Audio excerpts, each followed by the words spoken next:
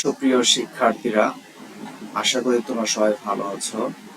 আজকে আমি তোমাদের সাথে HSC higher math second paper chapter 3 জটিল সংখ্যা থেকে পার্ট 1 প্রথম পার্ট। তো প্রথমে জটিল সংখ্যার বেসিক আলোচনা করব। জটিল সংখ্যা থেকে বেসিক আলোচনা করব। প্রথমে আমরা জেনে নেব জটিল সংখ্যার সংজ্ঞাটা কি। তো বাস্তব ও অবাস্তব সংখ্যার সমন্বয়ে গঠিত সংখ্যাকে কি বলা হয়? জটিল সংখ্যা বলা হয়। বাস্তব থাকবে, অবাস্তব থাকবে, এই দুই ধরনের সংখ্যার সমন্বয়ে গঠিত সংখ্যাকে জটিল সংখ্যা বলে। তাহলে আমরা দুইটা জিনিস বুঝতে পারছি, একটা থাকবে বাস্তব আর একটা থাকবে অবাস্তব অংশ, দুইটা অংশ মিলে জটিল সংখ্যা হবে। ইহাকে জেড সমান এক্স প্লাস আই ওয়াই দ্বারা প্রকাশ করা হয়। জটিল সংখ্যাকে জেড সমান এক্স প্লাস আই ওয়াই এর দ্বারা প্রকাশ করা হয়। তার মানে জটিল সংখ্যা জেড দ্বারা প্রকাশ করা হয়, আর এর মান হচ্ছে x plus i y. X হচ্ছে বাস্তব সংখ্যা, আই ওয়াই হচ্ছে অবাস্তব সংখ্যা। তাহলে এই যে বাস্তব এবং অবাস্তব দুইটার মিশ্রণে তৈরি হলো জেড। এই জেড হচ্ছে জটিল সংখ্যা। এখন আমরা দেখব বাস্তব সংখ্যা। বাস্তব সংখ্যা আমরা নিজেরাই জানি, যে সংখ্যাগুলো ব্যবহার করি প্লাস সংখ্যা, দ্যাট মিন্স 1 2 3 4 5, মাইনাস সংখ্যা -1 -2 -3, শূন্য, দশমিক সংখ্যা অথবা ভগ্নাংশ সংখ্যা, এই সংখ্যাগুলোকে বলা হয় বাস্তব সংখ্যা। তাহলে আমরা জানি না কোনটা, সেটা হচ্ছে অবাস্তব সংখ্যা। তো অবাস্তব সংখ্যার ইংলিশ হচ্ছে ইমাজিনারি নাম্বার। ইমাজিনারি নাম্বার, এই ইমাজিনারি নাম্বার এর প্রথম লেটার আই, ইহাকে আই দ্বারা প্রকাশ করা হয়। কাকে আই দ্বারা প্রকাশ করা হয়? এই অবাস্তব সংখ্যাকে আই দ্বারা প্রকাশ করা হয়, কারণ অবাস্তব সংখ্যার প্রথম লেটার হচ্ছে আই। এই আই কেই আমরা অবাস্তব সংখ্যা বুঝবো। তো আয়ের একটা নির্দিষ্ট মান আছে, সেটা হচ্ছে √-1। এই √-1 হচ্ছে কি? আয়ের মান। আয়ের মান হচ্ছে √-1। এই সমান √-1 কে জটিল সংখ্যার একক বলা হয়।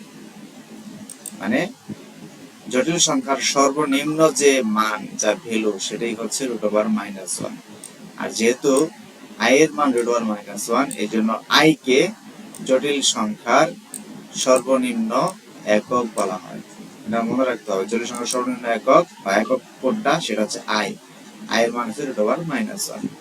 তো এখন আমরা আই সমান √-1 যেহেতু জানি, এখন আয়ের বিভিন্ন পাওয়ারের মান বের করব। ধরো এখানে দুই পাশে বর্গ করা হলো, মানে এই লাইনটাকে আই সমান √-1টাকে যদি বর্গ করা হয় দুই পাশে, তাহলে বাম পাশে আই এর মান আসবে আই স্কয়ার, যেহেতু বর্গ করতেছি। আর ডান পাশে এই যে √-1 আছে, এই রুটটা ক্যান্সেল হয়ে যাবে, ক্যান্সেল হয়ে থাকবে -1। তার মানে আই স্কয়ারের মান আমরা পাচ্ছি -1। এখন আই এর পাওয়ারে যদি অন্য কোনো সংখ্যা দাও, 3 দাও, 4 দাও, 5 10, যে কোনো সংখ্যা যদি দাও, এখানে দুইটা সিরিজ, দুইটা ধারা তোমরা লক্ষ্য করতে পারবা। যখন তুমি পাওয়ার জোর দিবা তখন মান হবে একরকম, যখন পাওয়ার বেজোর ব্যবহার করবা তখন মান হবে আরেক রকম। তো আমরা যদি বেজোর বসাই তাহলে কি হবে? আচ্ছা, জোরটা আগে শেষ করি। যেহেতু আই স্কয়ারের মান -1 পেয়েছি, আই স্কয়ারের জায়গায় -1 বের হয়েছে। এখন i4, দ্যাট মিন্স 2 এর পরে তো জোড় সংখ্যা 4 আসে, তাহলে 4 বসাইলে মান আসবে 1। এখানে মান আসছে 1। আর যদি পাওয়ার 6 বসাই তখন মান আসবে -1। তার মানে হচ্ছে আমরা পাওয়ার যখন জোড় বসাচ্ছি, অলওয়েজ মান আসতেছে 1 আসতেছে, এবং চিহ্নটা চেঞ্জ হচ্ছে। আমরা যখন আই স্কয়ারের মান আমরা লিখলাম, আই স্কয়ারের মান আসছে -1, i4 এর মান আসছে +1, i6 এর মান আসছে -1। তার মানে প্রথমে মাইনাস, এরপরে হচ্ছে প্লাস, এরপরে হচ্ছে মাইনাস।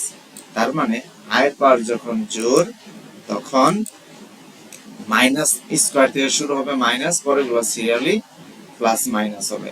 প্রথমে মাইনাস হবে, এরপর হবে প্লাস, এরপর হবে মাইনাস।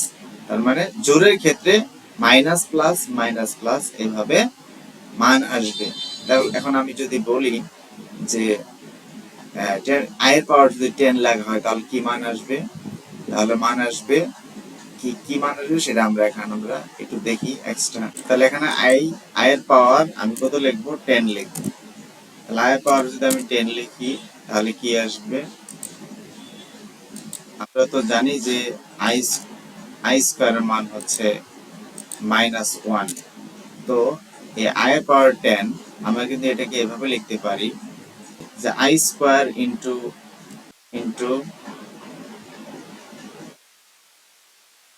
i square. তাহলে কয়টা হলো? 5টা হলো। আমি গুণটা বোঝানোর জন্য আমি এখানে স্টার দিয়েছি। তো আমরা জাস্ট বুঝি যে গুণ করতেছি। তাহলে গুণ করলে আমরা জানি i স্কয়ার মান -1। তাহলে এখানে যদি আমরা লিখি -1,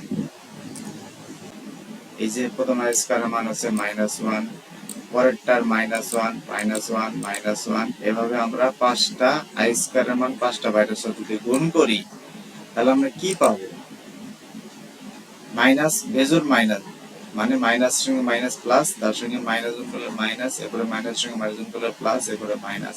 তার মানে যখন গুণ মাইনাস মানে বেজোর সংখ্যা মাইনাস যদি গুণ করা হয় তাহলে মাইনাসে আসে, তাহলে এখান থেকে আসবে মাইনাস। আর 5টা 1 কে গুণ করলে 1ই আসে, সো মান হচ্ছে -1। তাহলে আমরা দেখতে পাচ্ছি যে আমরা যাই লিখি সেটা 1 এর ভিতরে অ্যান্সারটা চলে আসে, কখনো মাইনাস কখনো প্লাস। এটা মান আসবে -1। তাহলে আমি যদি বলি যে কোনো সংখ্যা পাওয়ার তোমাকে দেওয়া হয় তাহলে তুমি কি করবা? এভাবে ফলো করবা, মান বের করতে পারবা।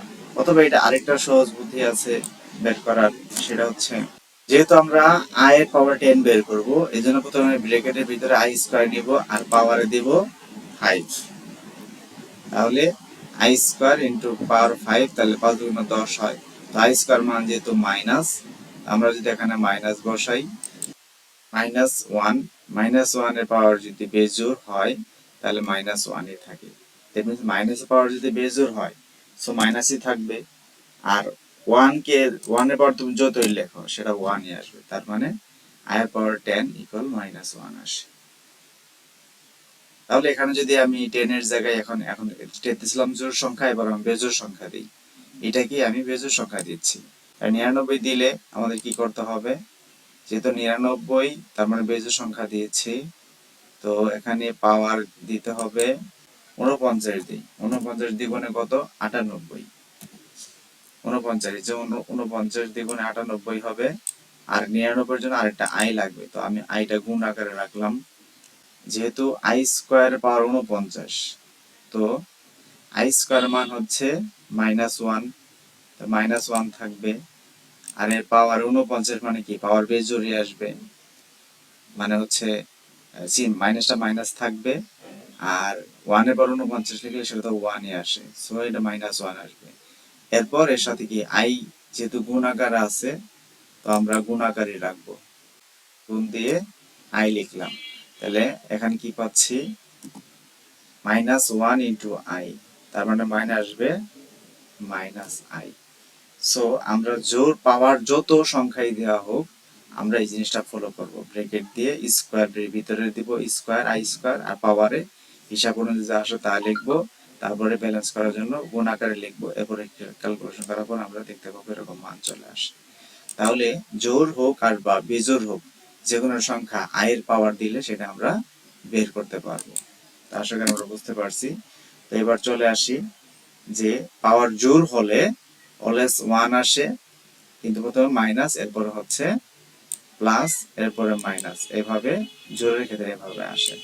এখন পাওয়ার যদি বেজোড় লেখা হয় তাহলে i3 পাওয়ার হবে -i, আবার i5 এর মান আসবে +i, i এর পাওয়ার 7 যদি লেখা হয় সেটা আসবে -i। তার মানে হচ্ছে বেজোড় যদি লেখা হয় i আসতেছে সব সময়, কিন্তু মাইনাস প্লাস এভাবে আসতেছে। তো ফাইনালি আমরা কি বুঝতেছি? পাওয়ার i এর পাওয়ার যদি জোড় থাকে তাহলে 1 আসবে, কিন্তু প্রথমে মাইনাস আসবে এরপরে প্লাস আসবে, তার মানে মাইনাস প্লাস এভাবে আসবে। আর যদি পাওয়ার বেজোড় হিসাব করি তাহলে আসবে আই, কিন্তু প্রথমে মাইনাস আসবে এরপরে হবে প্লাস, তার মানে মাইনাস প্লাস মাইনাস প্লাস, এভাবে আই আসবে বেজোড়ের ক্ষেত্রে আর ওয়ান আসবে জোড়ের ক্ষেত্রে। তো আমরা আই জিনিসটাকে বুঝতে পারলাম। এখন আমরা যাব জটিল সংখ্যার জ্যামিতিক প্রতিরূপ বা আর্গন চিত্র। বিজ্ঞানী বা ম্যাথমেটিশিয়ান আর্গন্ট উনি কি করেছেন, উনি চিত্রের মাধ্যমে জটিল সংখ্যাকে উপস্থাপন করিয়ে দেখিয়েছেন। তো আমরা কি করব, আমরা এটা বুঝবো। তো প্রথমে লেখা আছে যে যে কোনো জটিল সংখ্যা, যে কোনো জটিল সংখ্যা, জটিল সংখ্যা আমরা চিনি, প্রথমে কিন্তু পরিচয় হয়েছে জটিল সংখ্যার সঙ্গে, সেটা হচ্ছে z equal x plus i y. তাহলে এখানে লিখছি যে কোনো জটিল সংখ্যা x প্লাস আই ওয়াই এর ক্রমজোড়, এই যে ক্রমজোড় এক্স ওয়াই। ক্রমজোড় এক্স ওয়াই কেন? কারণ দেখো জটিল সংখ্যার বাস্তব অংশ হচ্ছে এক্স আর অবাস্তব অংশ হচ্ছে আই ওয়াই। আই এর সঙ্গে কি ওয়াই গুণ আকারে আছে, তাহলে এই জন্য এক্স এবং আই ওয়াই। এখানে কিন্তু এক্স ওয়াই দ্বারা সংখ্যার প্রতীক হিসেবে বোঝাচ্ছে যে এক্স এর জায়গায় তুমি 2 বসাতে পারো আর ওয়াই এর জায়গায় 3 বসাতে পারো। যে সংখ্যায় তুমি বসাও এক্স এর জায়গায় মান বসাতে হবে, ওয়াই এর জায়গায় মান বসাতে হবে। তো এখানে বলা হচ্ছে যে এই যে প্রথম বাস্তব অংশ এক্স আর অবাস্তব অংশ আই ওয়াই এর সঙ্গে ওয়াই, এটা হচ্ছে ক্রমজোড় এক্স ওয়াই। এটাকে স্থানাঙ্ক জ্যামিতির ন্যায় বিন্দু বিবেচনা করে কি করতে হবে, দ্বিমাত্রিক সমতলে দেখানো যায়। তো সর্বপ্রথম গণিতবিদ রবার্ট আর্গন্ট 1886 খ্রিস্টাব্দে জটিল সংখ্যাকে চিত্রের মাধ্যমে প্রকাশ করেন। মানে আমরা যে জটিল সংখ্যাটাকে চিনতে পারতেছি x প্লাস আই ওয়াই, এটাকে বিজ্ঞানী আর্গন্ট বা গণিতবিদ রবার্ট আর্গন উনি কি করেছেন 1806 সালে, আজ থেকে বর্তমানে হচ্ছে 2025 সাল, এদিকে 25 বছর, এরপর হচ্ছে 1900 সাল, হচ্ছে আরো 100 বছর, 125, আর ওইদিকে হচ্ছে 6, তার মানে 100 থেকে 6 বাদ দিলে 94 আর 125, প্রায় 200 ওভার হয়ে গেছে, 200-র বেশি, মানে 200 বছরের আগে উনি কি করেছিলেন, এই জটিল সংখ্যাকে চিত্রের মাধ্যমে প্রকাশ করেছিলেন। যেটাকে আমরা চিনি না যে সংখ্যাটাকে, সেই সংখ্যাটাকে উনি 200 বছর আগে এটা চিত্রের মাধ্যমে দেখিয়েছেন এবং ব্যবহার করতে সেটা দেখেছেন। তো আমরা তার নামানুসারে জটিল সংখ্যার সমতলে আমরা বুঝি এক্স ওয়াই, মানে এক্স অক্ষ এবং অক্ষ বরাবর যে রেখা বা আমরা চিত্র দেখাই ছক কাগজ বা গ্রাফ পেপারে যে আমরা ব্যবহার করি, এটা হচ্ছে সমতল। এই সমতল স্থাপনের চিত্রকে আর্গন চিত্র বলা হয়। মানে হচ্ছে জটিল সংখ্যাকে যদি এই গ্রাফ পেপারে দেখানো হয় তখন ওই চিত্রকে বলা হয় আর্গন চিত্র। আর্গন্ট নাম যেহেতু ম্যাথমেটিশিয়ান আর্গন্ট চিত্রের মাধ্যমে বুঝিয়েছেন বা দেখিয়েছেন, এই জন্য তার নাম অনুসারে এই চিত্রকে বলা হয় আর্গন চিত্র। তো আমরা আর্গন চিত্র মানে গ্রাফ পেপারে কিভাবে জটিল সংখ্যাগুলোকে বসানো হয় সেটা আমরা দেখব। দেখেন প্রথম সংখ্যা দেখো 0 প্লাস 0i, তার মানে x এর জায়গায় 0 আছে, y এর জায়গায় 0 আছে। তো আমরা গ্রাফ পেপারে আমরা জানি যে এই যে এই অক্ষ বরাবর, মানে এই অক্ষ বরাবর এটা হচ্ছে x অক্ষ, আর উপর নিচে যে রেখাটা সেটা হচ্ছে y অক্ষ। তাই x অক্ষে যে মানগুলো বসানো হয় সেটা হচ্ছে x এর মান ডান দিকে, এই যে 0, এই 0 থেকে যদি ডান দিকে যাওয়া হয় তাহলে x এর মান প্লাস, আর এই 0 থেকে যদি বাম দিকে যাওয়া হয় তাহলে হবে x এর মান মাইনাস। আবার এই যে উলম্ব রেখা দ্যাট মিন্স y অক্ষ, এটা যদি এই 0 থেকে দ্যাট মিন্স মূলবিন্দু থেকে উপরের দিকে যাওয়া হয় তাহলে হবে প্লাস, আর যদি এটা থেকে নিচের দিকে যাওয়া হয় তাহলে হবে মাইনাস। তো আমরা এখানে দেখতে পাচ্ছি প্রথম সংখ্যা হচ্ছে 0 প্লাস 0i, এটা কিন্তু জটিল সংখ্যা কারণ এখানে 0 বাস্তব আর এই যে i আছে অবাস্তব, এই বাস্তব এবং অবাস্তব মিলে একটা সংখ্যা তৈরি হয়েছে, যেটা হচ্ছে কি সংখ্যা, জটিল সংখ্যা। তো আমরা এখানে x এর মান 0 পেয়েছি, y এর মান 0 পেয়েছি।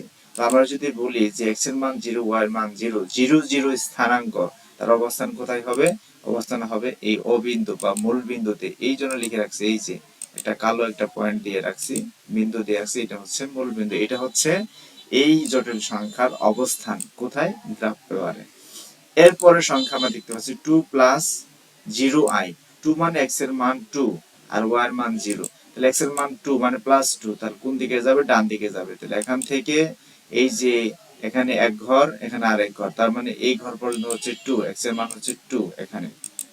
তাহলে 2, যেহেতু এখানে y এর মান 0, তার মানে উপরের দিকে যাবে না, নিচে যাবে না, তার মানে এই যে এই পর্যন্ত হচ্ছে আমাদের এই জটিল সংখ্যার অবস্থান বিন্দু 2 প্লাস 0i, এটার অবস্থান হচ্ছে এই জায়গায়। ওকে, এরপর সংখ্যাটা হচ্ছে 0 প্লাস 3i। 0 মানে x এর মান 0, তার মানে মূল বিন্দুতে থাকবে, আর i এর পাশে যেহেতু y এর মান 3 আছে, তার মানে কি প্লাস 3 উপরের দিকে যাবে, তাহলে এখান থেকে উপরের দিকে যাবে, তাহলে এখান থেকে এখানে 2 ঘর আর উপরে 1 ঘর, 3 ঘর। এই যে এটা হচ্ছে আমাদের কি, এই যে 0 প্লাস 3i জটিল সংখ্যার অবস্থান হচ্ছে এই যে y অক্ষে, কিন্তু উপর থেকে এই মূল বিন্দু O থেকে উপরের দিকে 3 ঘরে অবস্থিত। এরপর 1 প্লাস 3i, এই যে সংখ্যা, জটিল সংখ্যা, এখানে x এর মান হচ্ছে 1 আর y এর মান হচ্ছে কি y, তাহলে y এর মান হচ্ছে 2, x এর মান 1 আর y এর মান হচ্ছে 2। তাহলে x এর মান 1 মানে এক ঘর যাব, তাহলে এখান থেকে আমরা ডান দিকে এক ঘর যাব, এই যে পর্যন্ত আসছে এক ঘর।